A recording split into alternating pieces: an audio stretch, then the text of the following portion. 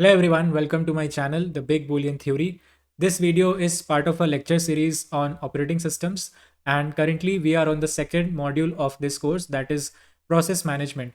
And in this module we are trying to understand how does the operating system manage the CPU by providing this abstraction of a process. And within the second module we are currently on the third topic, that is system calls, exceptions and interrupts.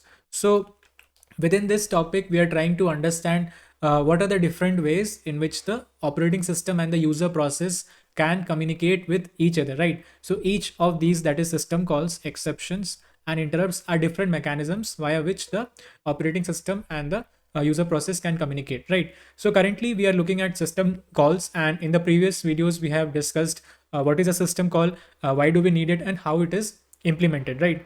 So in this video, we are going to talk about a very important topic, that is, we know that system calls look exactly like function calls, but they behave differently, right? Unlike normal function calls, whenever we make a system call, the control is transferred to the operating system, right? So we want to understand that how does this happen? Why, although the system calls look exactly like a normal function, but what is it that makes it behave in a different way? So without further ado, let's get started.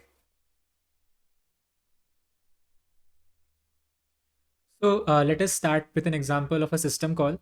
So as you can see here, we have the read system call, right? And it is used to read some bytes into a buffer, right? So let me quickly explain you the system call once again. So here is the file descriptor from which we want to read, and the data that we will read will go into this buffer. And this is the number of bytes that we want to read. And the read system call returns the return value of the read system call is the number of bytes that has been read. So if you look at the system call, it looks exactly like a function call, right? By looking at it, you cannot distinguish whether it is a system call or a normal function call which has been implemented in the user process, right?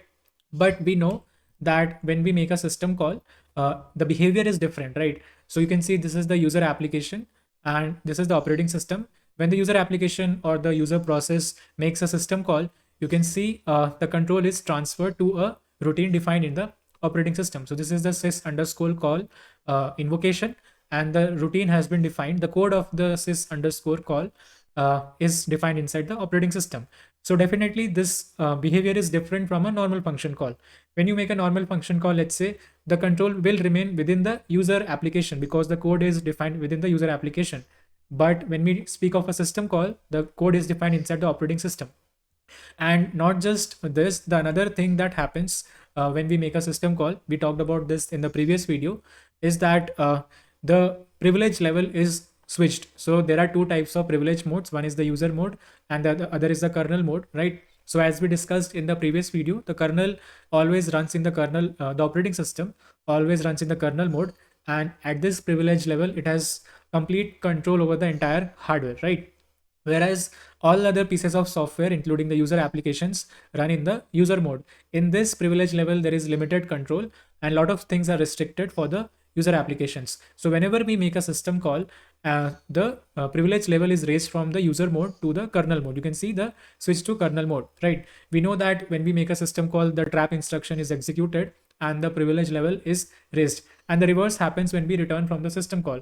When we return from the system call, the return from trap instruction, about which we talked in the previous video, is executed, which drops the privilege level back to the user mode. So you see, in contrast to a normal function call, two distinct things are happening. First of all, the control is transferred to the operating system, and the second thing is that the privilege level is changed. So all of these things make the system call very different from a normal function call. So now we want to understand that why do system calls behave differently, right? What is the internal mechanism which makes them behave in a different manner? So let us try and understand with an example. So the reason why system calls behave in a different way, although they look just like normal function calls, the first reason is that the function call that you just saw, let's take the example of the read system call that we saw just a while ago. That function call is just a wrapper over the actual system call. That is not the actual system call. Okay, the actual system call is actually quite complex and hidden deep inside the C library. So what I want to say is that the read function call that we just saw, it is at this programming interface, right? It is just a wrapper. You can see the user applications do not interact directly with the system call interface because the actual system call interface is quite difficult, right? We'll see the actual interface in a while, but the point that you have to understand is that the function call that you just saw, it is at this programming interface level. It's just a wrapper, and the actual system call, the actual invocation of the system call is part of the C runtime library, right? Which you cannot see, right? So now we are going to see the actual place where the system call is invoked, right? So now let's take an example. We'll see a demo, and we'll see that how the actual invocation of the system call is hidden in the C library, and what we use, the function call that we use, is just a part of the programming interface. So now we are going to see a small demo, and I want to illustrate you the fact that the system calls that we invoke, they are just wrappers, right? The functions that we saw, for example, the read system call that we saw, they are just wrappers, and the actual system call is hidden deep inside the library. So to explain this, I have a simple piece of code written in C. So as you can see, it's a very simple piece of code. It has just one system call, that is mkdir. So mkdir is the make directory. As you can see, create a new directory with the given path and the permission bits as mode, right? So this system call takes two arguments. One is the path of the directory, and here you can see we have given as foo. So within the current directory, it will create a directory named foo, and these are the permissions, okay, with which we want to create the directory. So this is the system call. So we basically are checking here the exit code, and if it is successful, then printing the message, otherwise logging the error. Okay, so let me compile this code. I will use the GCC tool, the GNU-C compiler, and there are several flags. Let's understand what we are doing here. So this is the name of the file mkdir.c that we want to compile, and this is the name of the executable mkdir that we are specifying by the -o flag. And these are the two flags, minus static and -g. So this static flag is given to instruct the compiler to compile this piece of code in a static way. So all of the libraries will be linked statically within the executable. So all the library code will also be stitched together with the this this main source file. So what we have is an executable that is capable of executing as a standalone unit. We do not need dynamic libraries to be loaded at runtime. The reason for doing is that I want to include library code also into the executable so that we can see what is happening inside the library, right? We know that the actual system call is hidden deep inside the library, so we want to see that, right? And this -g flag is used for including debugging information also, right? So let us go ahead and compile this program, and then let me run the executable. So as you can see, directory created successfully, and here we have the empty foo directory, right? So the system call was successful. So now what I want to do is that I want to see the assembly code of this piece of executable, and we want to see what is happening when the control goes into the C library, right? So let me disassemble this piece of code by the obj dump tool. So obj dump tool is used to get the assembly code for any piece of executable. So as the name suggests, it dumps, right? It creates an object dump.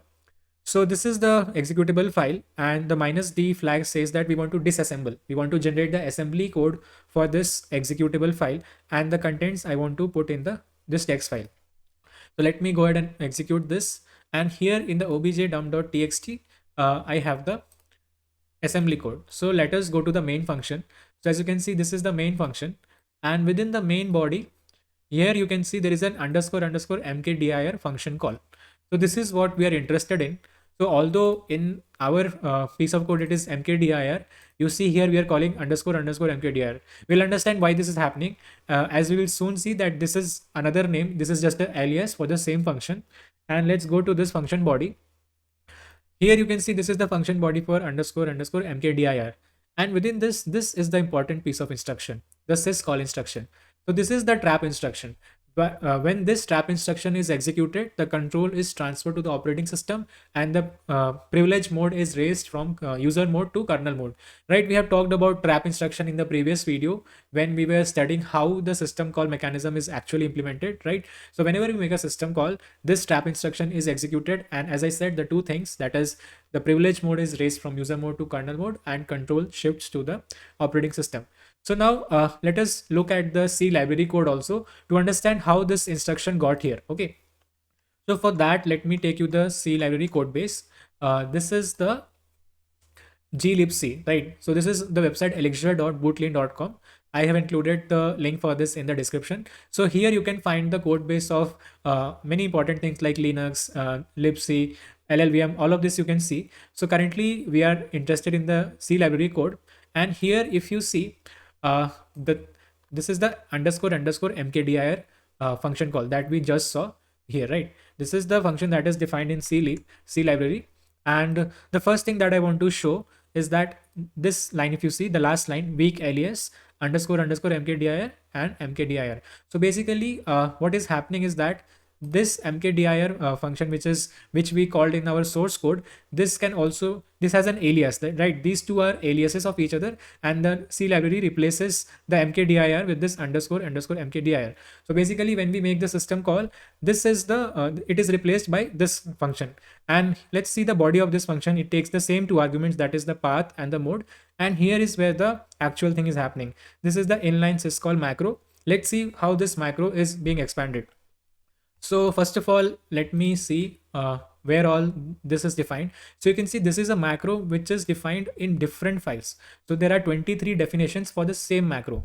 So what is happening here is that this macro is defined in a separate way for each computer architecture. So you can see there are several architectures: x86, 64, Spark, RISC-V, PowerPC, MIPS, right? And then ARM architecture. So you see the same macro is defined in multiple files, and let's see what is happening inside these files. So let me open for x86 as well as RISC-V.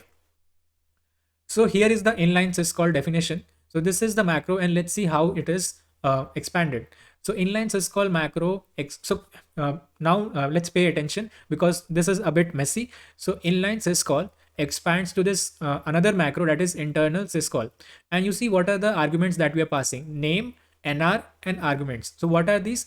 The name is the system call name. So here you can see inline syscall. Here we are passing the system call name. So mkdir add is another name for the same system call.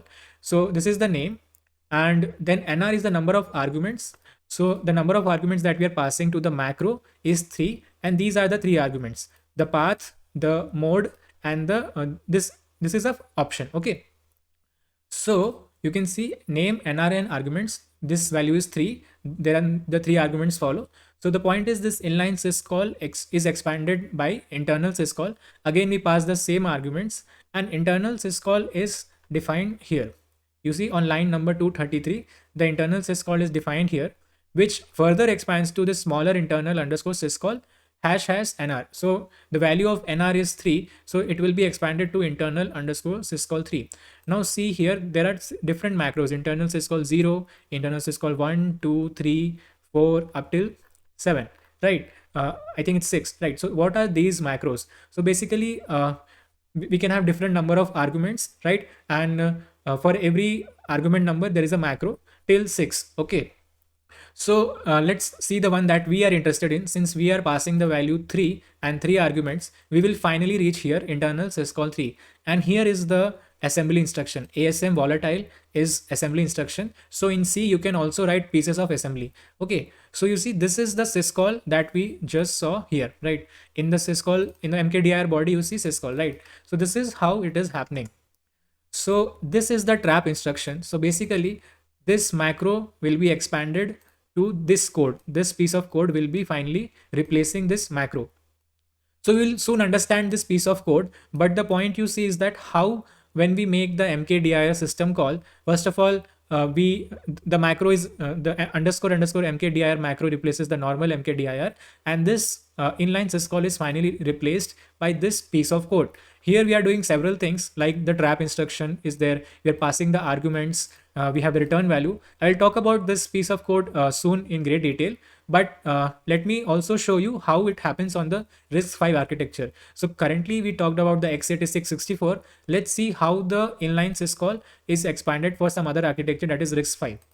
So here is the RISC-V header file. Again we have the inline syscall definition. So for the same macro we have multiple like ways of expanding it depending on the architecture that you are currently executing, you can see there are different definitions. There are 23 definitions. So we just saw for x86 how it works. Let's see how it works for the RISC-V. So again, in the similar way, inline syscall takes the name, the number of arguments, and the arguments. It is expanded by internal syscall, and internal syscall is defined on line number 150. Again, very similar to the previous case, it expands to smaller internal underscore syscall, and the NR is the number of arguments. So just like previous time, we have internal syscall 0, 1, 2, and so on, right? And we are interested in the internal syscall 3 because in our case, the number of arguments is 3. So this is how, this is what will be used to replace this inline syscall macro. Again, we are here placing the arguments in some registers, and you see that the main thing that you should focus on is the trap instruction. So on RISC-V, the trap instruction has a different name, right? So it is scall. On x86, it was syscall. On RISC-V, it is scall. So both of them would perform similar functions, that is transferring the control from the user process to the kernel and raising the privilege level and start executing the appropriate routine. So now you can see how the actual system call interface looks like. So this is the actual system call interface, and you can see it is quite difficult and involved. It is written in assembly first of all, and it is very difficult to understand. So the thing is, the system call that we use, that is this function call that we use, this is just a wrapper, right? We said that this is a wrapper at the programming interface level. That is the what the programming library exposes to the applications. The actual system call is hidden deep inside the C library, right? So this is not exposed to us, and the actual system call interface is basically handled by the people who write the programming libraries. So now what we are going to do, we are going to go back and understand what is happening in this piece of code. So now let us try and make sense of this piece of assembly code and what is happening here, right? So I've taken two examples, that is x86 and RISC-V. So the most important part in this piece of code that you have to focus on is this syscall and scall. These are the trap instructions. So the most important thing is the trap instruction, and the trap instruction is part of the CPU architecture. Okay, so now the point is that every architecture provides the trap instruction in a different way, although they have similar functionalities, but the specifics of the implementation depends on the way the architecture has been designed and implemented. So when making a system call, we are the interface gets involved with the hardware interface, right? So you can see for the same operating system. So these are examples from the Linux operating system only, right? For the same operating system, depending on the architecture that you are executing upon, the CPU architecture, right? The way you making the system call will be different because the trap instruction is different, the register names are different. So the point is that when making a system call, there is a convention that we have to follow that depends not just on the operating system but also on the architecture, the hardware. So the combination of the operating system and the hardware together define the system call interface, right? So when we are writing the library, right, so the wrapper is basically exposed by the library, and the library developers have to keep this in mind, that they have to follow the agreed upon convention that is defined not just by the operating system but also the hardware. So this was the first point. So now let's try to make sense of what is happening. I also don't understand this piece of code exactly, but on a high level, we can make sense of what is happening. So the first thing is that the arguments that we pass to the system call. So this is a system call which takes two arguments. So the arguments that we pass, they are placed in well-defined registers. So when we put this in well-defined registers, the operating system can then take it from there. So on x86 here, you can see we are using the RSI and RDI registers. Whereas on RISC-V, we are using the A0 and A1 registers. So the point is that when making a system call, you have to place the arguments in registers or the stack. Okay. The next point is that we also pass the system call number. So what is the system call number? So when you're making a normal function call, so what do you do? So when you're making a normal function call, you specify the address of the first instruction of the function, and you make a jump to that piece of instruction, right? So when making a normal function call, what we provide is the address. But in case of a system call, we cannot provide an address. Why? Because first of all, that piece of code is defined in the operating system, not inside the code base of the user application. So if we have the liberty to provide an address, a random address in operating system's code base, then this kind of gives the user process the ability to execute anywhere in the operating system. This is not safe. So because the operating system has full control over the computer hardware, so we should not allow the user process to specify random addresses and let them start executing at random places. Okay, so you're not allowed to pass the address when you're making a system call. Instead, there is a mechanism of indirection. So what do I mean by indirection? So instead of passing the address, what the user process does, basically what it is forced to do, it has to follow a protocol. The protocol is that instead of passing the address, you pass a number. So every system call is defined a unique number, and by passing that number, you just pass the number. The operating system will then use this number, and then it has a table. Basically in that table it has key value mappings. That is, for this system call, the code starts at this address, so it's like a hash map or a table, you can say lookup table. So it uses this number to index into the table and get the address, the from which where the actual routine is located. But the operating system forbids the user process from passing any direct address. It has to pass a number, and this number is then used by the operating system to find out the address of the routine. So this is a safety mechanism. So you can see the number is being passed. In this case, it is the 0th register. In this case, it's the A7 register. So we saw the arguments, then we saw the system call number. Then the next point is that this is the trap instruction. So at the very core of all of this system call mechanism is the trap instruction. So the trap instruction, as we have talked about several times, raises the privilege level and transfers the control to the operating system, right? From there upon, the operating system takes care of the rest. Then the next point is so this is the return value. So not only the library, right? The library not only takes care of making the system call, it also takes care of the return path. So when the system call is done, the results are put into a register. Just like we put the arguments into well-known registers when making the system call, in the same way, when returning, the operating system places the return value in some well-known register from which the library can take the value and pass it on to the user process. So you can see the result where here, and in this case the sys underscore result. So it is being taken from the A0 register. Okay. And the final point is that, as you can see, the system call interface is quite complex, right? So it is very machine dependent, and it is written in assembly. So that is why normal developers do not use the system call interface. As an application programmer, we just use the wrappers that are provided by the programming libraries. The actual system call invocation is quite machine dependent and involved, and it is hand coded in assembly by the programming library developers. So now let us summarize all that we have learned. So we saw that the function call that we see, that system call, right? That is just a wrapper at this application programming interface level. And the actual place where the system call is invoked is the programming library. There is the trap instruction, and that trap instruction, that invocation, that is the system call interface, right? So here you can see the user applications are not exposed to the actual system call interface. The actual system call invocation is done in assembly, and it is quite complex. So let me take a moment and try to convey how much of the complexity is abstracted out by the programming library for the application developer. So let me take an example. So let's say you have written a program in the C language, right? This is the open system call that you're making in the C language. At this level, you are following the programming API. And let's say your program runs on the Linux operating system. And so we already have seen how does the actual system call invocation look like. It is something in assembly. And let's say we saw that to invoke the system call, we have to provide the number of the system call, right? We cannot provide a direct address. Instead, we have to provide the number that corresponds to the system call. Okay. So let's assume that on the Linux operating system, the number for the open system call is Linux underscore syscall underscore num underscore open. It is just a representative variable I have assumed that signifies the number for the open system call. Now there are two platforms. Let's just say there are two platforms, x86 and RISC-V. As we just saw, on the x86 hardware, the trap instruction is provided by the syscall, and the registers are something like RDX, RSI, RDI. And on RISC-V, we saw that the trap instruction is called scall, and the registers have a different naming convention, A0, A1, A2.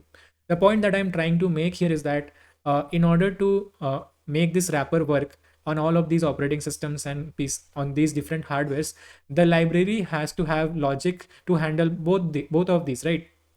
So when you are making this assembly code, you know that you have to give the registers, the trap instruction, and the number of the system call, right? So it, if this wrapper has to work, then the library must have the basically code paths for these two ways. For basically the invocation, what I'm trying to say is that the invocation is dependent both on the operating system, because you have to provide the number, as well as the uh, hardware, because the trap instruction and the registers are different. So for this wrapper to work, the library has to have two different code paths. Okay, and we saw this in this example earlier. For this the expansion of the inline macro, right? The inline syscall macro, we saw that it has several definitions. For each of the architectures, it is defined in a different way, right? So let's just reopen one of these. So here is where the inline syscall is defined, and this inline syscall macro is defined in all of these different files. So within the C library, you can see we have code paths for supporting all of the different platforms, right? So now let's get back to this. Now let's make it a bit more complicated, and we have several operating system, right? We can have the Windows operating system also, and on Windows operating system, the system call would be different. To open a file on to execute this piece of code on Windows operating system, the system call that will be provided by Windows will be different from that of the Linux, right? So let's say the number that Windows uses, and even the name of the system call, right, for opening a file on Windows would be different, right? So what I'm trying to convey here is that now we need to have four different code paths. One which supports, first we need to support Linux and x86, then we need to support Linux and RISC-V. Third, we need to support Windows on x86, and finally, we have to support Windows on RISC-V. So you see the amount of complexity that is hidden in the programming library for us, right? We just see one simple wrapper, but deep inside the library, we have to handle the operating systems, the different pieces of hardware, and there are so many operating systems as well as so many pieces of the hardware platforms on which these languages are supported. So the C language runs on almost all the pieces of operating system and hardware, right? So to make the C language work, the library has to be able to provide these different code paths. And finally, let me make it even more interesting. We don't have just one programming language, we have so many different programming languages, and we can do the same stuff in different ways, right? In Python, we have a different way to open a file. On Java, we have a different way to open a file, right? This might not be system calls, they might be just library functions, but somewhere they will be making a system call. The point is that all of these languages have to finally support, or the code, there should be a code path, right? So if there are three languages, two operating systems, and two pieces of hardware, then there need to be 3 into 2 6 into 2 12, right? There need to be 12 code paths. Somehow the Python has to reach these four different code paths, right? Somehow this wrapper has to reach these four different code paths, right? So the point that I want to convey is that we have so much variety of hardware platforms, operating systems, and languages, and to make all of this very simple for the developer just sees the wrapper, but deep inside there are different system call interfaces which are dependent on the hardware also. So to make all of these work, the library has to take care of all the different possibilities that are there, right? And one thing which you might have guessed is that if you compile an application for a particular operating system and hardware, then it will not run on a different operating system and on a different hardware. Why? Because when you compile, you generate the assembly code or the machine code, and as we just saw, first of all, if you try running it on a different operating system, then the system call number would not match. Second, if you tried running it on a different piece of hardware, then the trap instruction would not be available on that piece of hardware, right? So if an application is compiled for a specific hardware and operating system, which is normally the case, right, it will not be able to run on a different platform, on a different operating system. So how do we deal with this fact, right? We know that we can write programs that run on a wide variety of platforms. So how does that work, right? So obviously, as you might have guessed, there are APIs which are portable. So for example, when you're writing in the C language, there is this POSIX API. You're following the POSIX API, and all of these operating systems and hardware support the POSIX API. POSIX API is taken care inside the C library. So the C library will take care of handling the different operating systems, the different hardwares. So wherever the POSIX API is supported, you can guarantee that if you follow that the API, then your piece of code will be working on the supported platforms. So the point is that if you want to write code that is portable, you have to use these APIs. You cannot write programs at the level of the system call interface, right? You cannot directly write like the system call invocation we just saw, right? That was at this level, the operating system and the hardware. You cannot program at that level. You have to program at the application programming interface if you want to write if you want your code to be portable, right? And apart from the POSIX API, there's this Python interpreter. So Python works in a different way. So Python code is executed on the fly. So basically, Python code is not compiled. We do not generate an executable for the Python. There is an interpreter, and the interpreter is basically having this logic where it has to support different platforms and different operating systems. So the interpreter takes each piece of code line by line and then generates appropriate instructions on the fly. And finally, we have the JVM, or the Java Virtual Machine. Java takes care of things in a different way. So in case of C language, we directly generate the machine code, the exact code that will be running on the machine.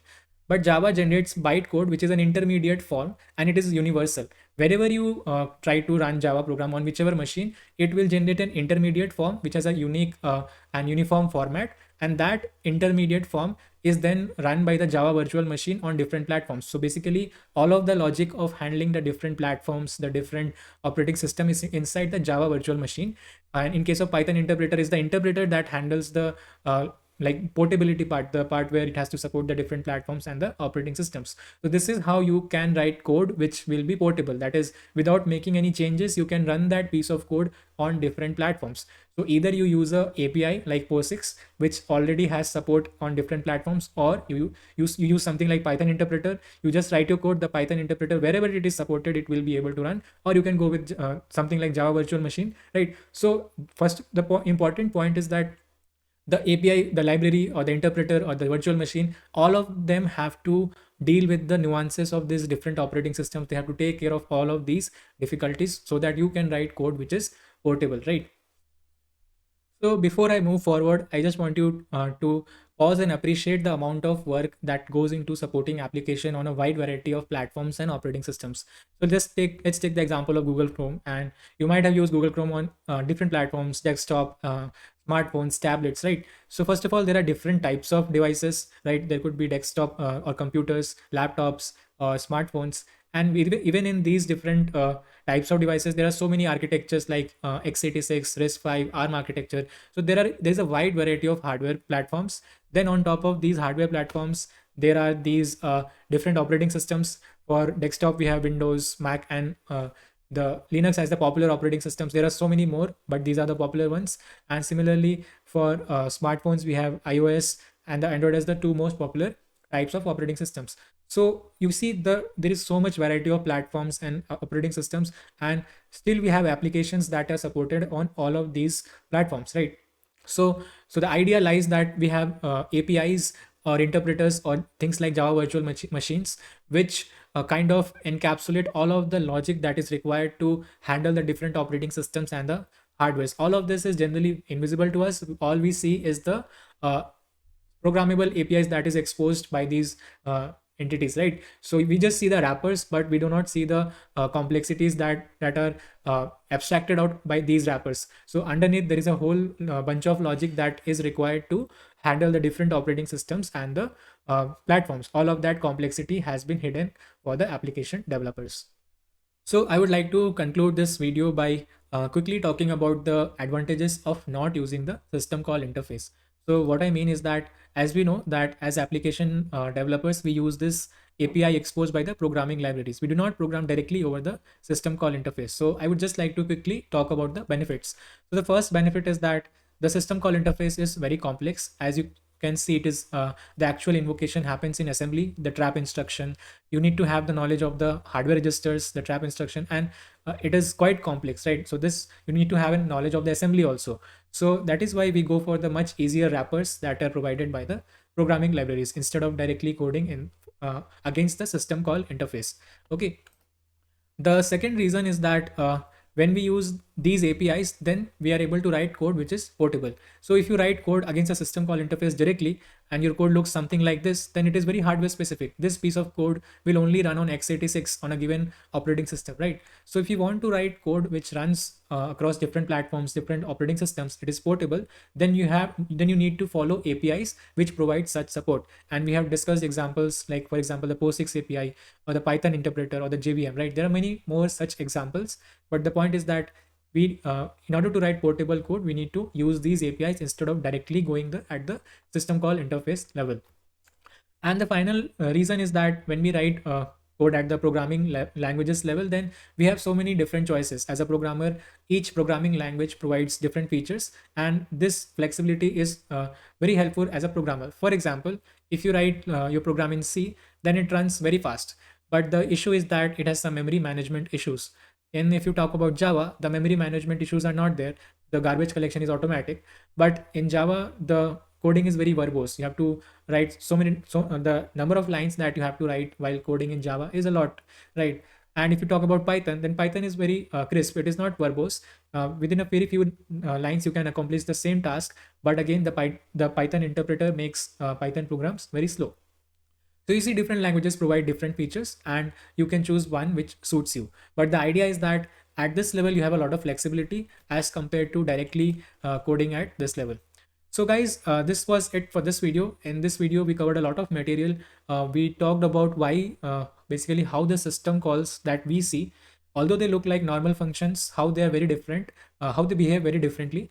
The reason is that the trap instruction is hidden in the library, right? What we see is just the wrapper. What we do not see is hidden inside the C library.